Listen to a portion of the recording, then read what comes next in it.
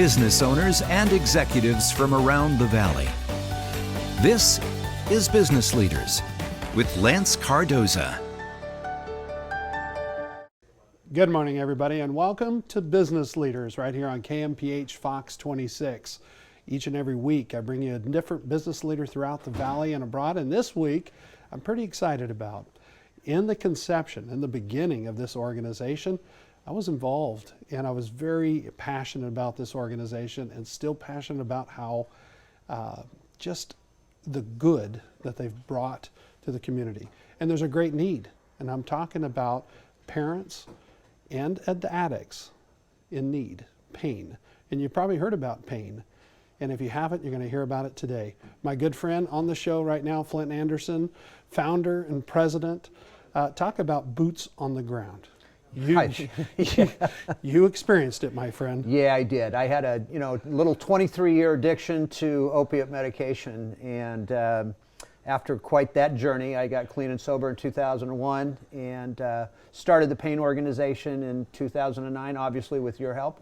Yeah. And to this day, we've seen over 6,000 families. Wow. We've sent over 2,000 people to treatment, and pretty proud of that fact. And I remember the day, Flindt, and you probably remember our good friend Jeff Eben. I do. We were at a party, and he said, "I think the two of you need to talk." Yeah. Flint's got a story. And I remember you sat there by the pool at Mannix house, and you told me the story, and I thought, wow, that's a dark story. Yeah. But someone needs to hear this story. Parents need to hear this story. And being, like you said, an addict, you were young when it begun. I was. I literally have been on something since the day I was born. And so it was, I was born with an ailment that actually caused me to have 17 surgeries in the first 20 years of my life. And so because of the medications that they'd give me, particularly opiates, it had changed my brain function and obviously affected my opioid receptors. And so by the time I reached, my early 20s, I was back taking, a lot of narcotics again. And it got to the point to where at the end of my using, I was taking about 70 pills a day. Wow. Yeah. And so, again, I could have taken more, but that was about the only amount I could get at that point. Wow. So it sort of becomes and you probably know it best because you've seen it all, it becomes a repetitive behavior. Sure. In a situation as an addict. It might start with one thing, and like it starts with you can't go to sleep or you can't get up in the morning without, and then all of a sudden you don't realize that it goes from 6 pills and now you got 10. Tell us how that rabbit hole effect goes. Yeah, and it can actually hit pretty fast. Yeah. Most people, especially with narcotics today, they are so strong that we usually we'll start out with taking 2 every 4 hours or 1 every 4 hours or 1 every 6 hours. And then of course it builds up a tolerance in our systems. And so after a while that pill no longer has an effect because we call it chasing the high. Yeah. A narcotic is supposed to tell your brain to tell you that you're not supposed to hurt. Yeah. That's kind of how that works. When in actuality it's the acetaminophen in that narcotic pill that is taking away the pain. So the narcotic piece of this builds up a tolerance in our systems. And again, after a short period of time, now we're taking maybe 4 pills every 2 hours instead of 2 every 4. And we start to build up that tolerance to where before you know it, you're taking maybe 15 to 20 pills a day. Wow. But over long-term use, and again, especially in my day when it was very easy to get, I got to that 40 to 50 range fairly quickly, and then as it progressed, of course, I was taking again 70 pills, but I'd wake up at every 2 hours, especially at night, and take 10 more or take 8 more, whatever it was, just so I could try to get back to sleep. And it really wasn't even sleep; we were basically passing out. Yeah, to a pass out stage. Right. Yeah, and so when you look at how does a person function, that way. And this is later in life, so you're a business owner at the time, and things are, in your mind, moving well, but you're almost chasing the high as a business. Right. And stuck in it. And with your family, I know it was very hard. A lot of times with an addict, it takes a team of people or a special person that says enough's enough, because it's hard for you to make that decision on your own. Yeah. But ultimately, someone needs to make that decision and be very aggressive with it. And I think that's what P.A.I.N. and what Flindt, and I know you're a tough love type guy, Yep. straight to the point guy. And I think parents need that because it's a dark moment when you don't think your child or a family member could be the next victim. Absolutely. Yeah. And yeah, I am kind of known as that tough love guy, and I'm actually proud of it. You know, it's since 2009, I've just seen too much death. I've seen too much wasted life. There's nothing worse to me than wasted talent. Yeah. And the majority of these kids, they are experimenting these days, and they always have. I mean, we always have. You know, all these parents that think It's that not they're new. No, this is not new to everybody. Yeah. You know, parents don't think that their kids are going to do this, but yes, they are. And the sad part is, you know, prior to this past year, I want to say, experimentation wasn't going to necessarily kill you. Today, it's going to kill you because of the fentanyl crisis and carfentanil, which is out there. I don't think people realize how dangerous. They have no idea how dangerous this is. There was another young person that passed away 2 weeks ago. We continue to lose these kids at alarming rates because fentanyl, to put in perspective, is 100 times stronger than morphine. Carfentanil, which nobody even really knows about yet, is 100 times stronger than fentanyl. Oh. So when those get, and drug dealers are lacing other medications with them, they're making fake, what we call pressed pills with fentanyl.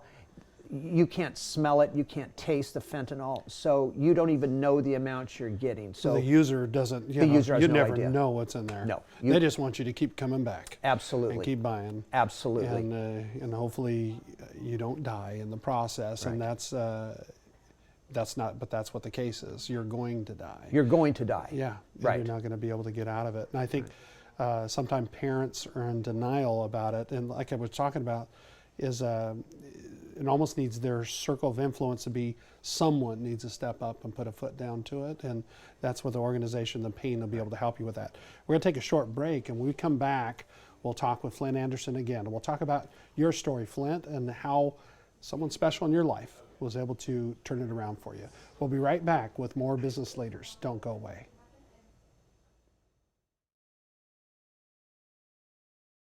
Welcome back to Business Leaders. I'm Lance Cardoza, and if you'd like to catch this episode and past episodes, you can go to businessleaders.tv, or you can take out your smartphone like this. You grab your smartphone and you scan the code right there on the screen. You'll see that QR code, and it'll take you to businessleaders.tv. I'm sitting here with a good friend, Flindt Andersen, the founder and the president of an organization known as P.A.I.N, Parents and Addicts in Need. And Flindt, your personal story, we touched on it a little bit, but it sometimes takes maybe when you're speaking to schools about maybe the addict in the room. I remember in the early days we talked about it. You're not talking to the addict because they're oblivious, but you're talking to the best friend. Yeah. You're talking about maybe the person that cares about that person. And in your case, it was a best friend. It was. That came to you and said, hey, Flindt, something's got to change. And how'd that happen? You know, it's interesting. I walked into his office one day, and he already knew that something was obviously off kilter. Yeah. And had been for some time? And had been for some time. Yeah. The last 2 years of my using was pretty drastic. I went down, you know, from 200 pounds down to 140. I was losing teeth. I couldn't sign my name to a piece of paper. And so when I walked into his office, he got up from behind his desk, and he left for about 10 minutes, and I didn't know why. And he came back out and simply said, I just got off the phone with your wife. She doesn't want you anymore. And by the way, I'm still married to my wife. How many years clean now? 20, almost 21 years clean. How long with your wife? 42. Wow. Yeah. And they call her St. Kathy. Yeah, she is a saint. She is. She's a saint. And I'll never forget this day, though. He looked at me and he said, I'm going to get you somewhere. and you're going to go. And if you don't, I will never talk to you again. And for whatever reasons, I heard him. And I listened to him, and it sunk in. You knew he was serious. I knew he was extremely serious at that time. Mm-hmm. Because again, my lifestyle at that point in time was, obviously not good. I couldn't function any longer. And he knew that, and as an addict, as most of us that are in that position, we can't see that. We think we're fine. Yeah. We think there's a little something wrong, but nobody knows. But nobody knows. We think we have everybody fooled, and we don't have anybody fooled. Yeah. And that started the journey. And he actually flew me, down south to a treatment center and walked me into the treatment facility. And again, looked at me and said, "If you ever wind up in the hospital due to your drug abuse, I'll never talk to you again." And he said, "You got that?" And I said, "I got it." And that started my journey of recovery. And luckily, look, it wasn't easy those first 3 or 4 years. Yeah. Addiction is as much behavioral as it is a physical addiction. So you're learning to live life again. You don't know how to live life because you've been hiding it. You've been masking it with something. Mm-hmm. So it takes about 4 years for some sort of normalcy to come back. And that's where a lot of times we get into relapse with people because they just don't stick it out. Or they see through the program and maybe go back to the same old surroundings. Sure. It might exacerbate it and just bring it all back again. again. Sure. Yeah. Those are called triggers. I call them blindsided triggers. And a trigger can be a sight, a sound, a smell, song on the radio, car backfiring, an old friend, street corner that you pass. It could be any of those things. So we have a saying in recovery: what do you have to change about yourself in recovery? And it's one word, and the word's everything. Everything. Everything. You got to start over. Got to start over. Yeah. And it starts with getting rid of your phone. That's what I tell parents today with these kids. That phone is their lifeline. That phone is their connection. That phone is their drug connection. And they'll lose their mind. But it has to start somewhere. Has to start somewhere. And I think with parents, want to be, they want to be their children's friends. Yes, they do. Instead of being a parent. Yes, they do. And it's very hard. It's hard. And it's hard for a parent to hear that. And they don't want their child to rebel against them. I can see that. They get to a point of, and you hear them all, if I make a decision like that, she or he might be living on the streets. Mm-hmm. Yeah. Yeah. And if they don't, they're going to end up living in the ground. Right. And you're going to end up with a dead child. Right. And which is very hard for a parent to hear. And I think you hear those stories, and you talk to those parents that have lost those children. Yeah, I do. Look, the biggest thing is parents will say, my child cannot live on the streets. My child is not a street person. And I will look at that parent and say, where do you think they are now? Yeah. The only difference between your child and the child and the person that's living on the streets is they're sleeping in a good bed 2 doors down from you. Yeah. But the rest of their day is consumed out on the streets, looking for the drugs that they need, hanging out with those types of people. And by the way, these aren't the seedy parts of town anymore. The bad neighborhoods are out. Yeah.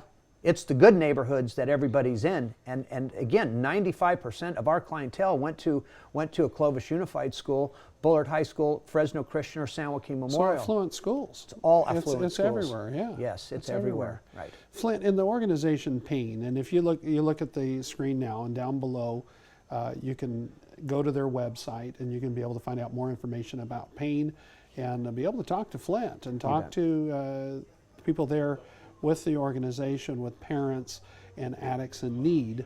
When we come back, we're going to have to take a short break. When we come back, let's talk about that process, how that starts, and maybe you know somebody out there that needs to call their organization P.A.I.N, or you're dealing with it now, or you think you are, and you're not sure where to start.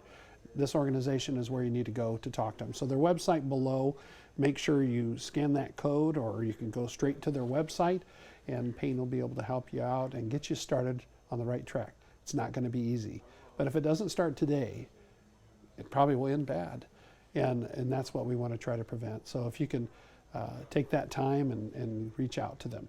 We'll be right back with more business leaders in Flint. We want to talk about a new exciting piece to P.A.I.N. when we return. Don't go away. Welcome back to Business Leaders here at KMPH Fox 26. Lance Cardoza talking with Flindt Andersen, founder and president of P.A.I.N.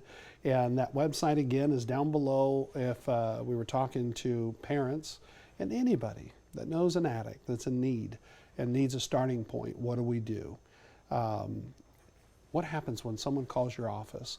Walk us through that process. Sure. First thing is I like to get together with the parents. Yeah. I really don't want to bring the quote the addict in yet, because I need parents on the same page with what we're doing. That's absolutely key, and we need to discuss our plan. Yep.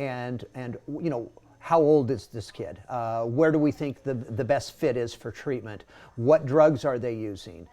There's a variety of questions that we ask in order to get this process going. But again, it has to move fairly quickly, because we're dealing with drugs today that can take somebody's life in the matter of minutes. Yeah. So parents really don't have time to waste with this. Yeah.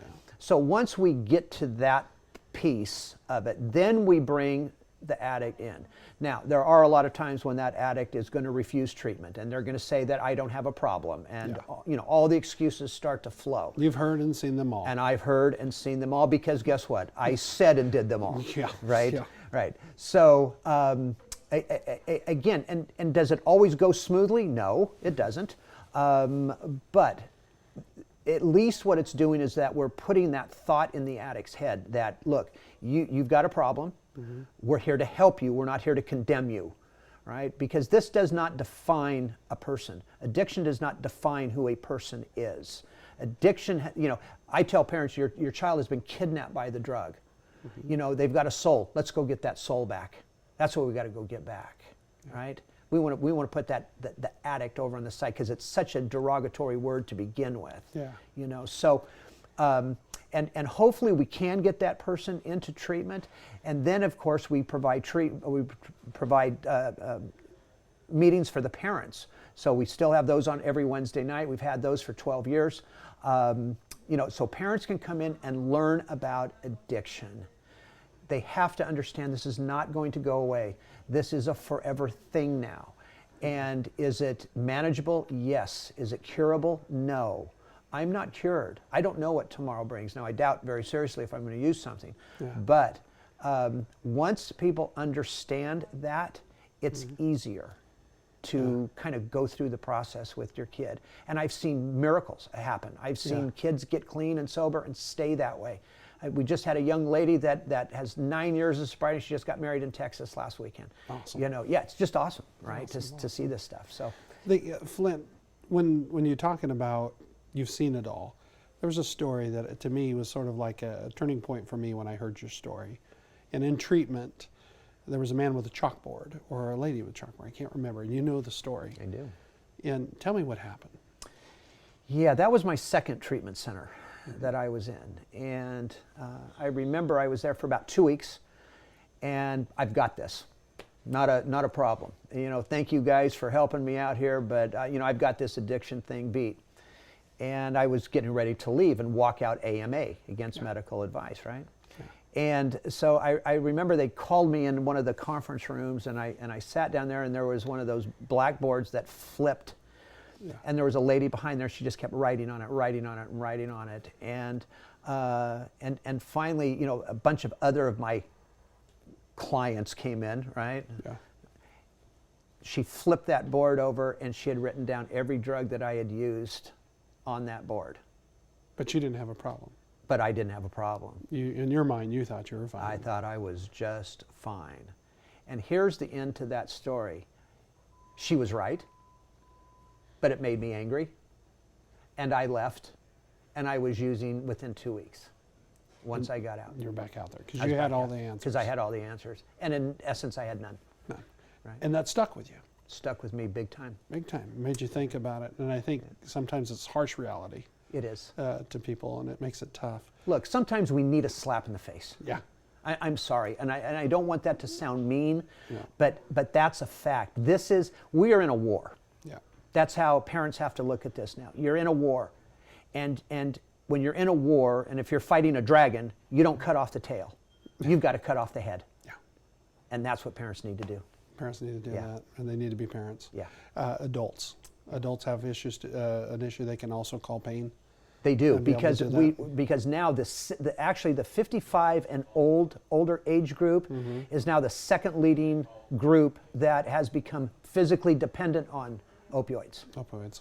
because they've been using them for back pain and knee pain and surgeries and those kinds of things. So that not necessarily they're showing addict behavior, but they are dependent on the drug.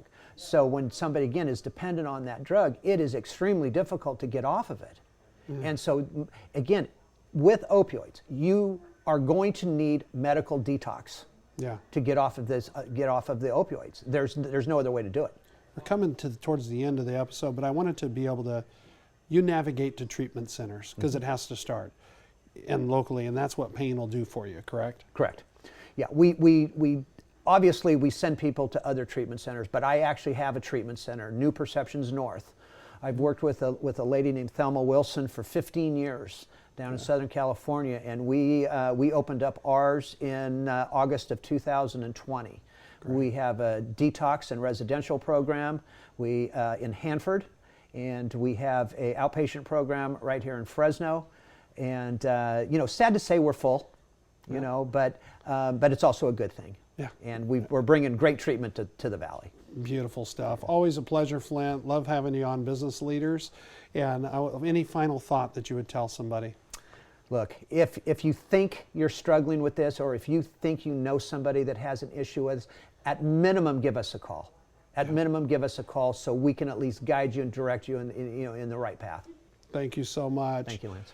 P.A.I.N, Flindt Andersen, the information below. Make sure you give them a call. That's all the time we have. Next Tuesday at 11 a.m.